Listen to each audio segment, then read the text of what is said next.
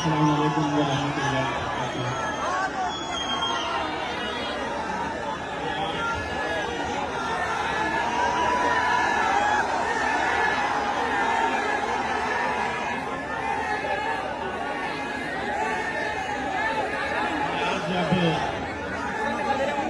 शिरडी से दिल्ली के लिए रवाना हो रहा था, फ्लाइट में बैठ रहा था, तो असद भाई का मैंने ओखला के अंदर पैदल दौरा जो चल रहा था वो लाइव देख रहा था, और वो देखने के बाद मुझे पूरा यकीन हो गया कि इंशाअल्लाह इस बार ओखला के अंदर बदलाव होगा। इंशाअल्लाह ओखला के अंदर यकीनी एक तब्दीली आने वाली है। मैं बड़े ही ईमानदारी के साथ ये बात कहना चाहता हूं। मैंने सपा भाई को कभी मिला नहीं, कभी देखा नहीं, ना तो कभी फोन के ऊपर बात हुई। तब आप ये सोचेंगे कि जिस शख्स को हमने देखा नहीं, जिस शख्स से हमें कभी बात नहीं किए, हमने कभी उनसे मुलाकात नहीं की, न फोन पे बात की, तो कैसा मजलिस इत्तेहाद और मुस्लिमीन ने एक ऐसे उम्मीदवार को टिकट दे दिया ओखला से जिसे हम मिले भी नहीं है। यकीन मानिए, जब ये बात सामने आई कि दिल्ली के चाहे वो ताहिर हुसैन साहब हो या सपा भाई हो, इनके बारे में हमने जब पूरी मालूमात हासिल की, एक बात हमें समझ में आई, हमें इलेक्शन में एक पैगाम भी देना है। अगर सपा भाई जैसे लोगों के साथ अगर मजलिस नहीं खड़े रहेगी तो यकीन मानिए उनके साथ कोई खड़े रहने वाला नहीं है। हमने ये देखा है, आज अगर इतने सालों से वो जेल में है, वो सलाखों के पीछे है, तो किस लिए? क्या किसी की जमीन हड़पी है? क्या कोई बड़ा जुर्म करके वो अंदर गए हैं? क्या किसी का पैसा लूटे हैं? मेरे भाई, अगर उस दिन वो न होते तो शायद मंजर कुछ और होता। अगर वो आज अंदर है तो कहीं न कहीं इस बात का एहसास करिए, सोचिए कि वो अगर अंदर है तो आप बाहर हैं। वरना हो सकता था कि वो शख्स बाहर रह सकता था, अंदर आप में से कोई और जेल की सलाखों के पीछे सालों साल अपनी जिंदगी गुजार रहा होता। हमने जब सपा भाई के दो छोटे छोटे मासूम बच्चों से जब मैं मिला, यकीन मानिए आज रात में घर में सोते वक्त 1 मिनट के लिए अपनी आंखें बंद करिए, तसव्वुर करिए कि 4.5 साल से ये बच्चे अपने बाप के दीदार के लिए तरस रहे हैं। छोटे बच्चे, तसव्वुर करिए उस बाप की कैफियत जो हर रोज जी कर भी जेल में मरने जैसी जिंदगी गुजार रहा है। कैसी उसकी तड़प होगी कि मैं अपने दोनों लाडलों को कब देख पाऊंगा, कब उन्हें गले से लगाऊंगा। वो बच्चे, तसव्वुर करिए मेरे भाई, यहां कोई हुल्लड़बाजी करने के लिए, कोई हंगामा बर्पा करने के लिए ये महफिल नहीं सजाई गई है। बहुत संजीदगी के साथ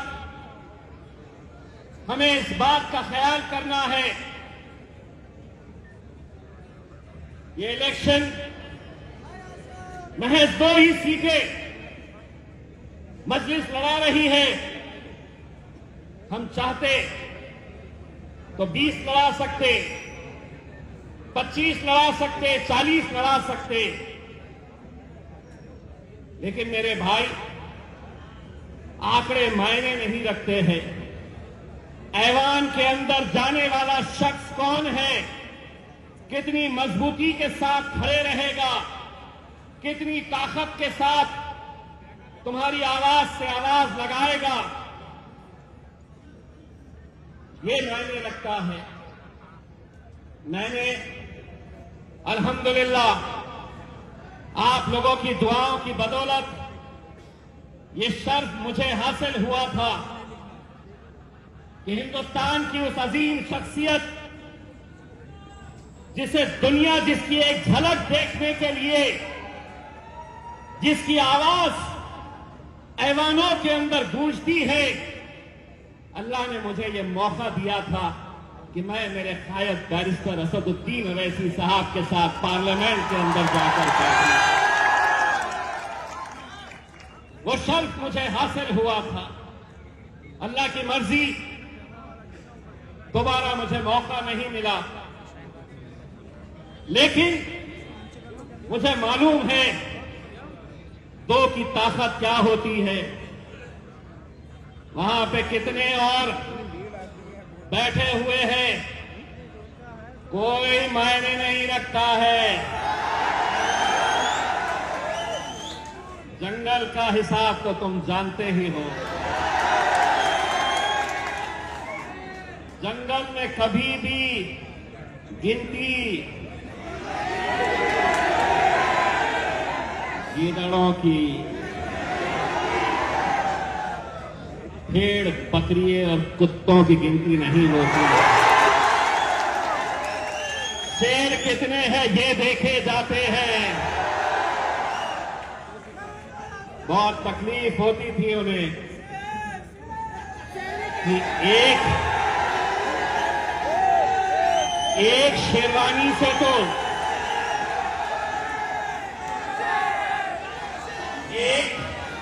एक शेरवानी से तो पूरी हुकूमत परेशान थी। बोले ये दूसरा भी आया है तो बोलता बहुत है। मजलिस गूंगे, मुक्के और बहरों की जमात नहीं है।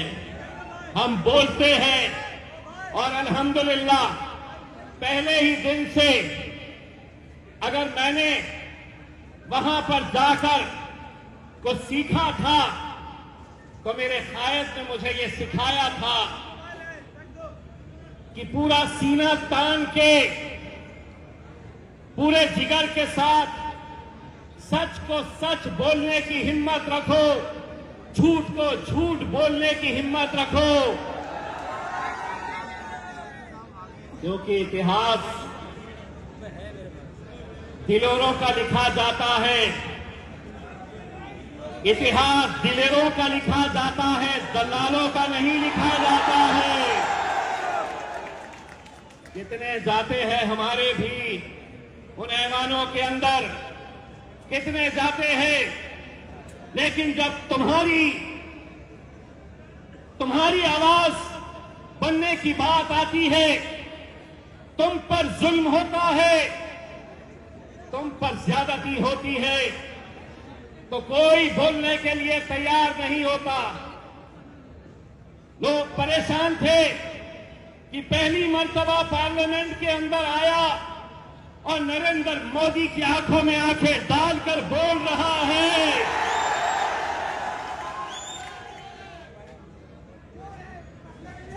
जब पहली मर्तबा बोलने के लिए खड़ा हुआ था तो अमित शाह बाजू वाले से पूछ रहा था। अमित शाह ने बाजू वाले से पूछा, ये कौन? तो बोले साहब,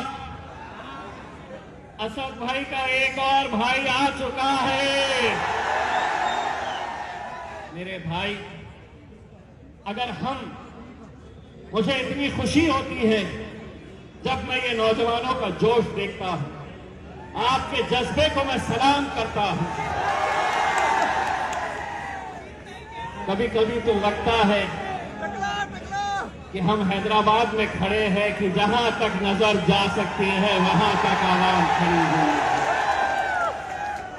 बस मुझे इतना यकीन दिला दो, इतना यकीन दिला दो, ए मीडिया वालों, थोड़ा कैमरा हमारे पास से हटा दो।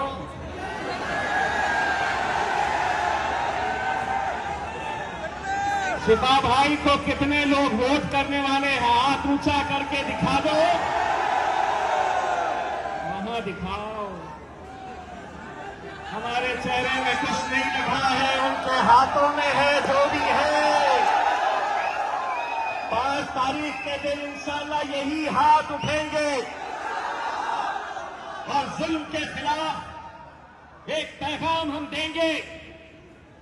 जुल्म के खिलाफ एक पैगाम पूरे हिंदुस्तान के अंदर हम देंगे। सारों की बेल हो जा रही, सारों की जमानतें हो जा रही है। एक बात मैंने पहले ही जलसे में कहा था, आज एक बार फिर से दोहरा रहा हूं। शिफा भाई, आप ये मत समझिए कि आप अकेले जेल में हैं। यहां जितने लोग हैं 5 तारीख तक इन्होंने सबने अपना नाम तब्दील कर लिया है। बोलो, तुम्हारा नाम क्या है? मेरा नाम क्या है? असद भाई का नाम क्या है? मेरे भाई, दिल्ली के अंदर 2 सीटें हमें दे दे मेरे भाई। इतने जिगर के साथ पूरे हिंदुस्तान के अंदर मजलिस देखिएगा फिर कैसा कारनामा अंजाम देती है। हमें बड़े उम्मीदों के साथ हम यहां पर आए। ये जो मीडिया वाले हैं हमसे इतनी मोहब्बत करते हैं, बोले 2 ही लड़ रहे। मैं बोला इन्हें तकलीफ इस बात की भी होती है 10 कई को लड़े, इतने सारे सीटा कई को लड़ रहे। 2 लड़े तो तकलीफ, 20 लड़े तो तकलीफ। तुम्हारी तकलीफ तुम्हारे साथ, फैसले हम करेंगे। तुमको जो मीडिया पे चलाना है, जो मीडिया का इंटरव्यू हो रहा था, असद भाई से एक ही सवाल किया जा रहा था, आप दिल्ली के दंगाइयों को टिकट दे रहे हैं। वाह वाह रे मोदी, तेरा कानून।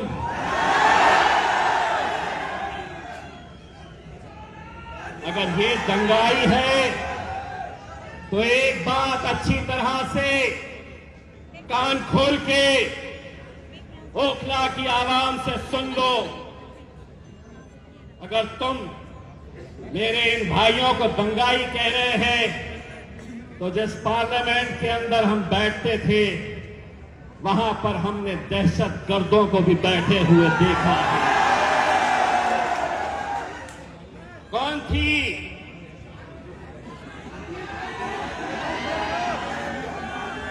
तुम्हें मालूम है कौन थी वो? मैं नाम क्यों नहीं ले रहा मालूम क्या? क्योंकि आधा मैं बोलता हूं, आधा तुम बोलते हैं। मीडिया वालों को क्या मिलता है तो बाबा जी का, वरना तो है पुलिस वाले हमसे मोहब्बत करने वाले। ले बोले इसको भी अंदर, इसने उसको ऐसा बोला, हम कहां बोले, आधा हम बोले आधा ये बोले। ना हमारा कुछ होता ना इनका कुछ होता। मेरे भाई, मैं सिर्फ आप लोगों से इतनी इल्तिजा करना चाहूंगा, ये जोश को बरकरार रखिए मेरे भाई। कहीं ऐसा ना हो कि 5 तारीख के दिन आप वोट करने के लिए निकले, आपको बहलाने बहकाने, आपको खरीदने की भी कोशिश की जाएगी मेरे भाई। लेकिन इस बार आपका, आपके घर वालों का एक एक वोट, मैं तो ये कहूंगा कि शिफा भाई से ज्यादा उन 2 मासूम बच्चों को देखकर आपको पतंग की निशानी के ऊपर मोहर लगाना है मेरे भाई। 8 तारीख के दिन जब नतीजे आएंगे, हम तो आपके बीच में नहीं रहेंगे, लेकिन अगर किसी ने हमसे पूछा कि कैसी थी ओखला की आवाम, तो हमें ये कहने पर मजबूर मत करना कि दिखने में तो इंसान थे लेकिन ज़मीर मर चुका था। ये मौका हमें नहीं देना मेरे भाई। मुझे पूरा यकीन है कि आप इस बार मजलिस को कामयाब करेंगे और पूरे हिंदुस्तान के अंदर ये पैगाम पहुंचाएंगे कि हम मजलूमों के साथ खड़े रहेंगे, पूरी ताकत के साथ खड़े रहेंगे। जिसको जो भोंकना है भोंकने दो, मजलिस खड़े रहेगी और इंशाअल्लाह आप लोग हमारा साथ ऐसे ही देते रहेंगे। बहुत बहुत शुक्रिया।